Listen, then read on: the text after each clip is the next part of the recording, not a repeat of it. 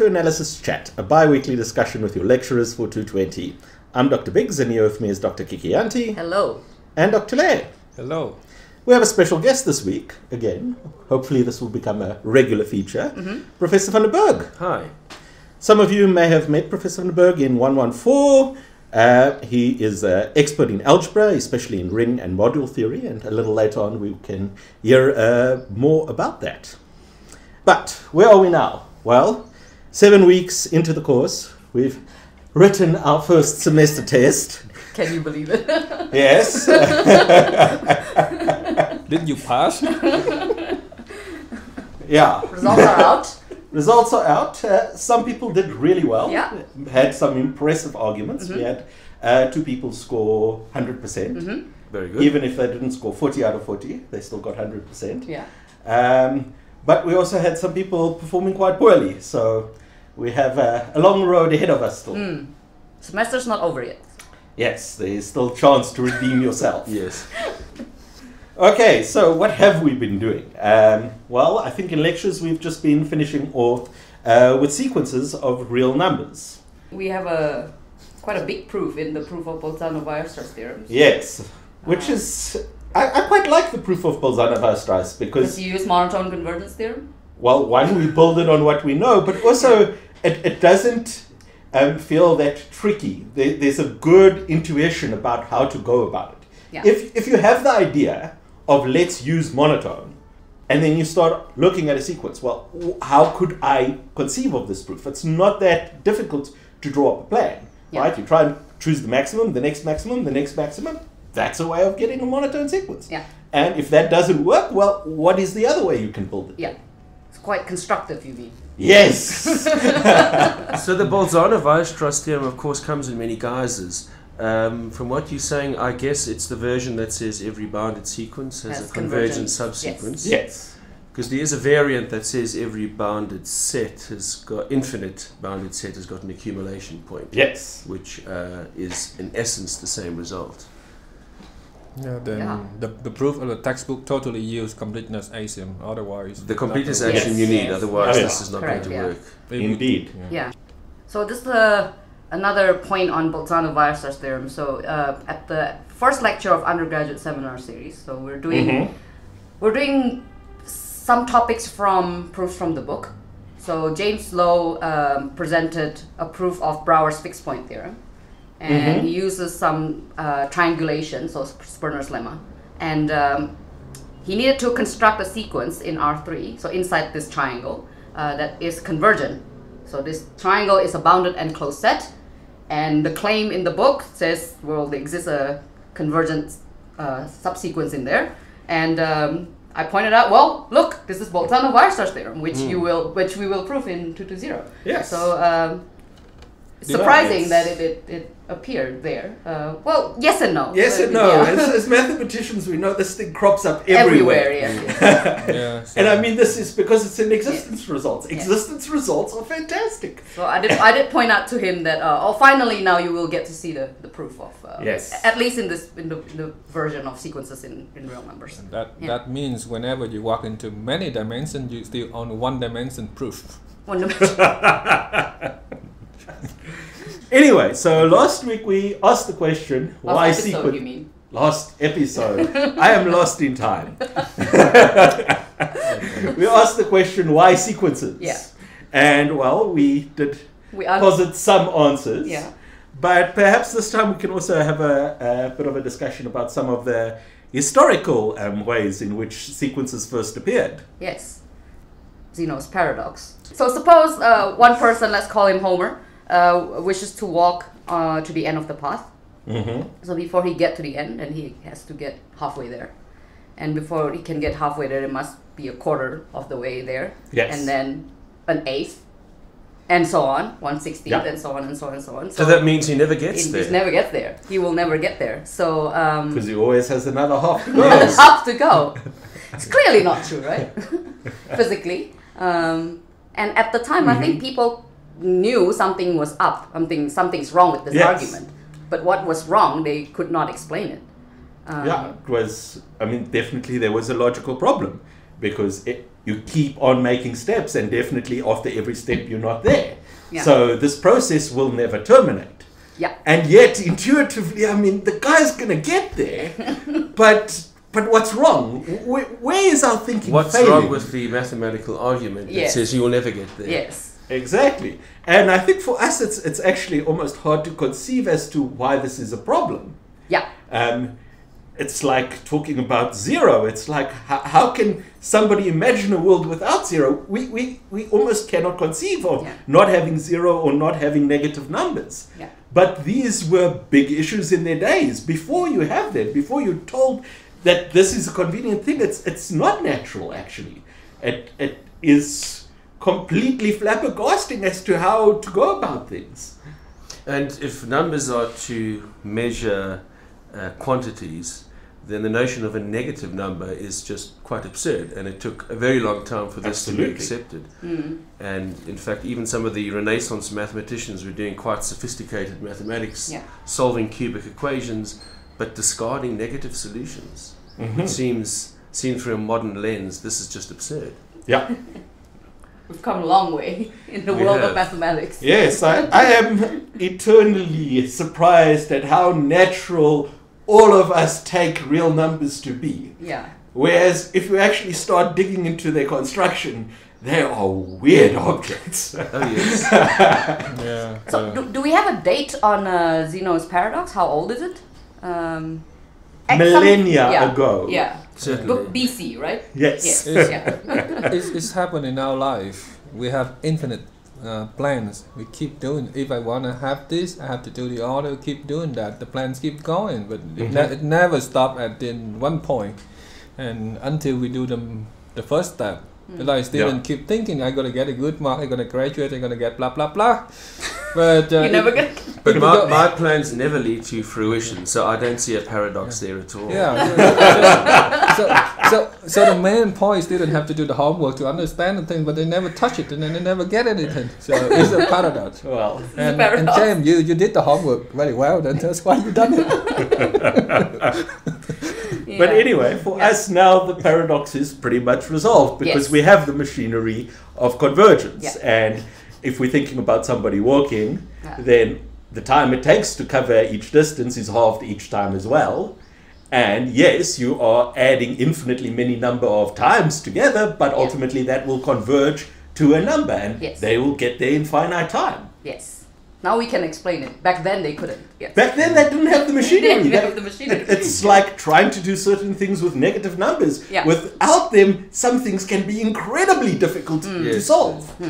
Yeah, it's around maybe that time the natural meaning is different, and after a time the natural meaning it keep updated, it get more things. Yes. Maybe 100 years from now, the natural thing is different from what we have now. So Indeed. Yeah. I mean, another good example I think is the complex numbers. Yes. Right. Yeah. We also jumped through all kinds of hoops with solving equations before we had complex numbers. Yeah. But now with that, the theory is so much more elegant and so much more manageable. Yeah.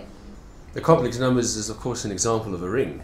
Maybe I'll come to that later. Yeah, we'll come back to that. Great. I just wanted to add an anecdote on the Xenos Paradox. So this is ancient Greece.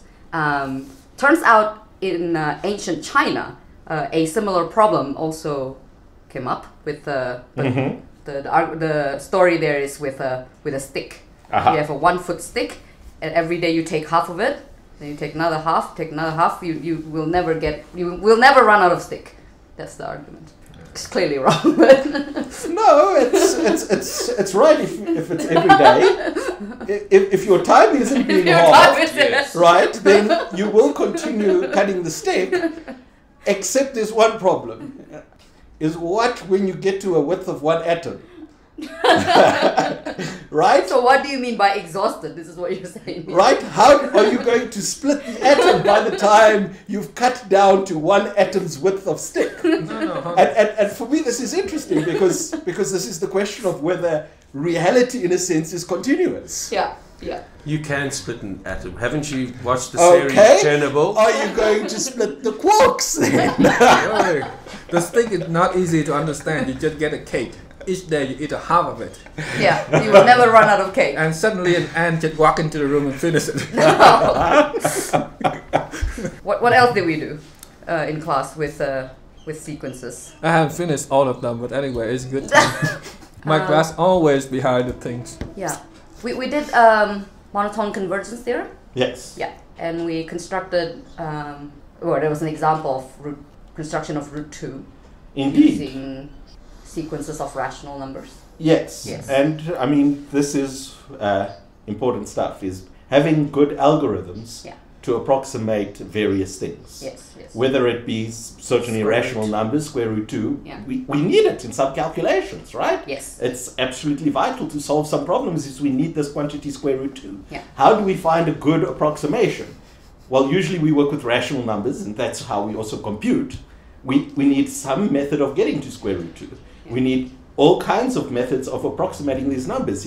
If you put into your calculator sine of 1 radian, what's happening in the calculator? Yeah, what did the calculator do to give you that number?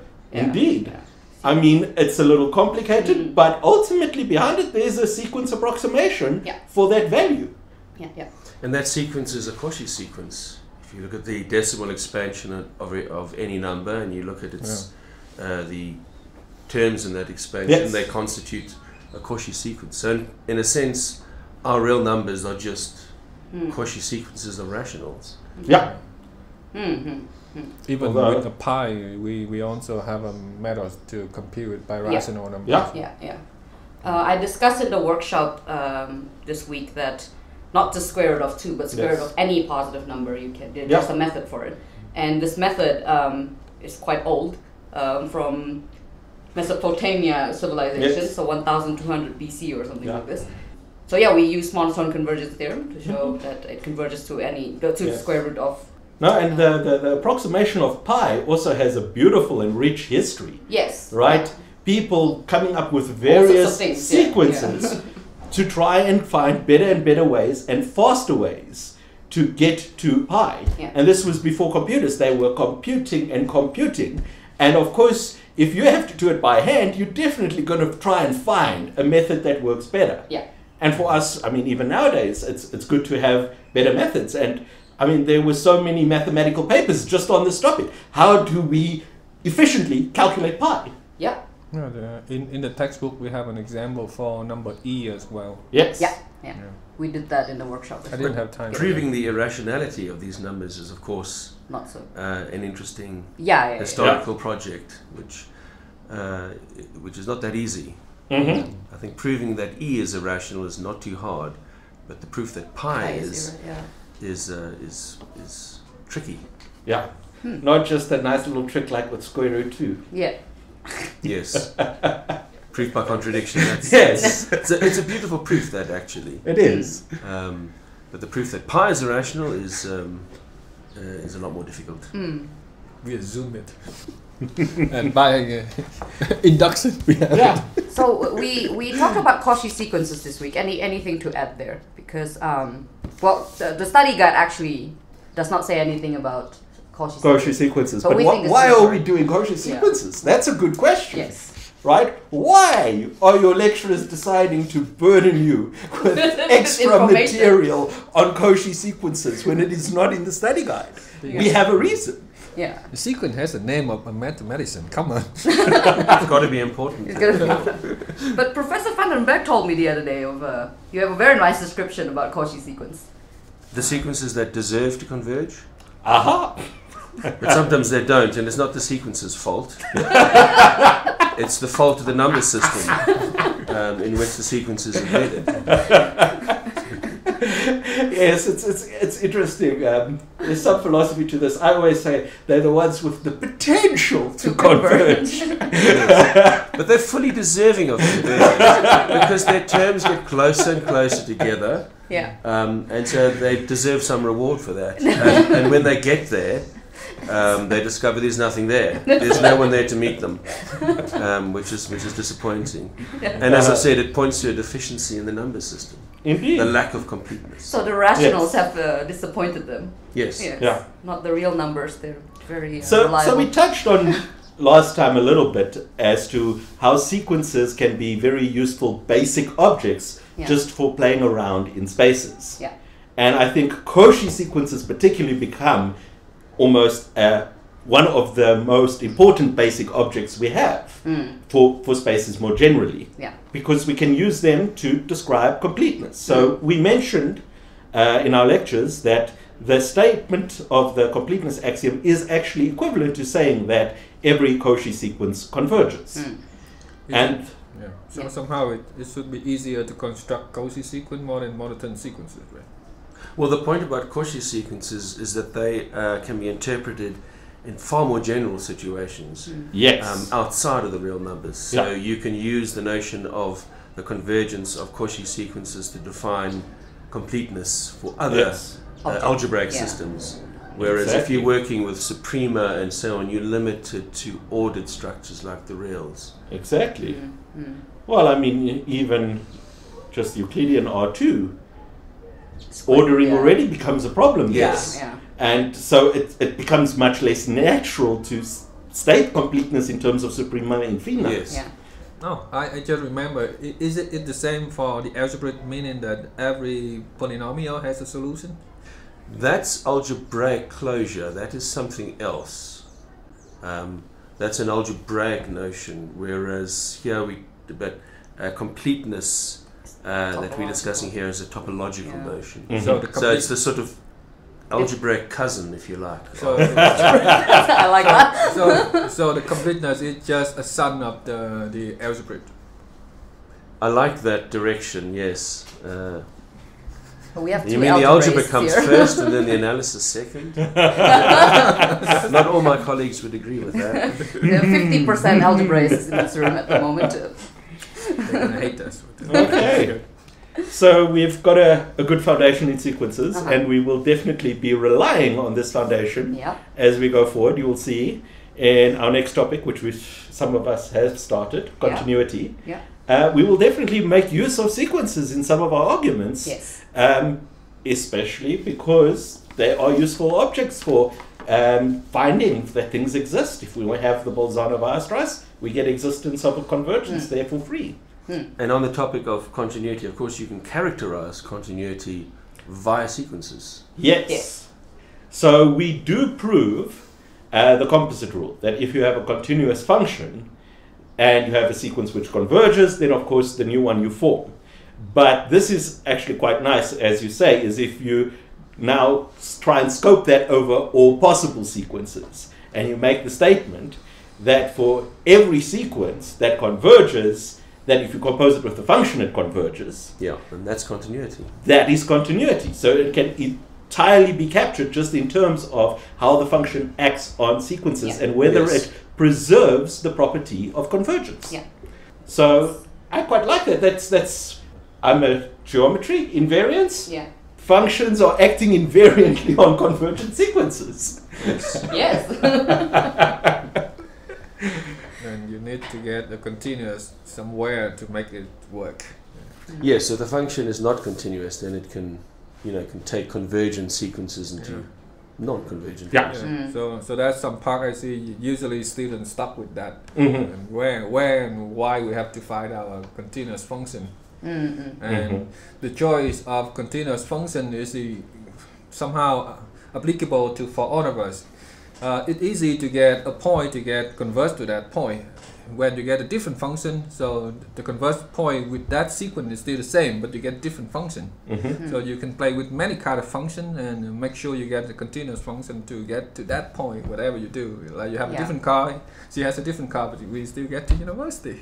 Okay. But it's important to play with these things to develop a feel for them. Yes. That's really good. Often I think we see more examples of continuous functions than non-continuous functions.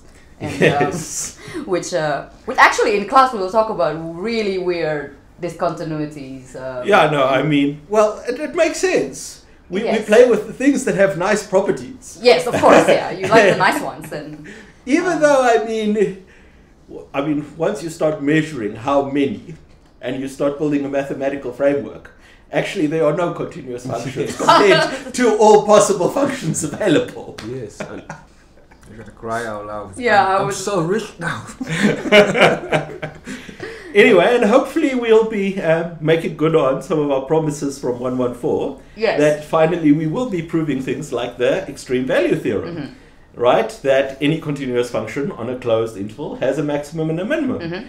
And, well, how are we going to get the existence of the max or the minimum? We're going to have to rely on one of our results for existence. And, well, guess completeness axioms are going to come up for existence of a number. They're coming back, the supremum and infinite. Do we have to come back to what the meaning of closed and open? Well, we're talking about intervals, so Yes. at this point we're only talking about whether we include the endpoints or... Just say, trust me, that's closed. That is closed, yeah. You'll get need, to it you'll need in- to recall yeah. these definitions. Yes. I'm Yes. sure. If you don't They trust have me, seen you it don't- in WTW 218, what it means by closed and open. Yeah, so Yeah. somehow they're gonna The see definition it again. has been given. So they see it again in In honors 310 as well. for topology, open and Of meaning. course, there's open and closed, and there is nothing else. There's Yeah. nothing You just open and you close All the the door. superfluous structure is thrown away, and you have the bare essence to do analysis, which is the notion of an open set. Its complement is a closed set. So, Yeah. Yeah. but that's honors. Yeah. Yeah. Good That's stuff, different good story. stuff. Yes. Another thing that what's the other promise? Intermediate value theorem. Oh, yes. Yes, that we're going to prove. Again, existence of a certain number that satisfies a certain property. How shall we construct such a thing? Yeah, you Wow. need a sequence now. Yeah. And completeness, as usual. So nothing new in the sense of the results, right? But we're probably the proof will be something. New. Absolutely. Yeah. And I think that for me it's very satisfying Yeah. to see now all the details built from a good foundation and say, yes, I can now understand where this theorem is coming from. Yeah. Okay. So we're getting towards the end, I think, of our podcast. Yep. But Very while we nice have one. Professor van der Berg here, Yes. we would love to hear a little bit more about the research you do in ring About and rings and modules. and modules. And I don't know, is there a simple elevator pitch for what a ring and a module is? I'll tell you what they are now. Well, I've already mentioned that the complex numbers is a ring. So, what is a ring? A ring is a set that is endowed with two algebraic operations, and these operations satisfy certain laws, such as the associative law and the distributive law, which couples them. This might sound like a rather strange and exotic object, but in fact, all of you have been working with rings most of your lives. Yes. To give an example, the set of integers equipped with the usual operation of addition and multiplication is an example of a ring. Yeah. Yeah, they pass linear algebra, they also have another ring. Yes. In the case of linear algebra, the scalar ring, the ring or the set that the scalars come from is called a field, and it's a special type of ring. Yes. The rational numbers, Yeah. equipped with the usual operations of addition and multiplication, is an example of a ring. It's a special type of ring, it's called a field, and that's because every non-zero element in the rationals Yeah. has a multiplicative inverse. Yeah. Yes. This is not a property that all rings have, So but the rationals are special in that respect. Larger still is the set of real numbers, equipped Yes. with the same two operations. It's also Yeah. a field. So, I mean, we actually, in our course, we We did, introduced what is a the- field, yeah. because we have the Right. arithmetic and order Yeah. axioms, and then finally the completeness axioms. Yes, the So field. the ring is essentially, we just need the arithmetic axioms, but not all of them. Yeah. Yes. it's work for the set of all square matrices that they Yes, have, I've already mentioned the complex numbers, but if you take the set of all, if you fix a natural number n, say, and you look at the set of all n by n matrices over any ring, in fact, but let's say the real numbers, you have a perfectly respectable ring, again with respect to the operations of matrix addition and matrix multiplication. What makes that ring a little bit different from the others I've mentioned is that it's a non-commutative ring. Yes. Okay. And by that I mean matrix multiplication doesn't commute. Yes. Of course, that you will know from first year. Yeah. So that's a very nice and simple example of a non-commutative ring. In the case of n by n matrices, if you like, you don't have to take matrices over the rails. You can in fact take any ring and form the ring of n by n matrices over that ring, and you'll get a new ring. So, and the product of two non-zero guy can be a zero. Watch out.